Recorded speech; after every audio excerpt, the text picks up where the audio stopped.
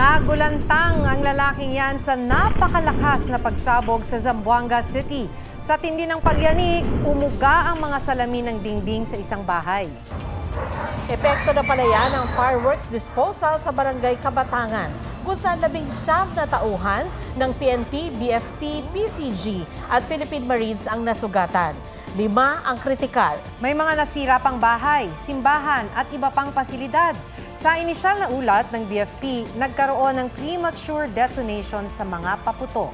Galing ang mga nakumpiskang paputok mula sa bodega sa Barangay Tetuan kung saan nagkaroon ng pagsabog noong June 29 na kumitil sa 5 buhay. Patuloy ang investigasyon sa nangyari. Huwag magpahuli sa mga balitang dapat ninyong malaman. Mag-subscribe sa GMA Integrated News sa YouTube. Sa mga kapuso abroad, subaybayan nyo kami sa GMA Pinoy TV at sa www.gmanews.tv.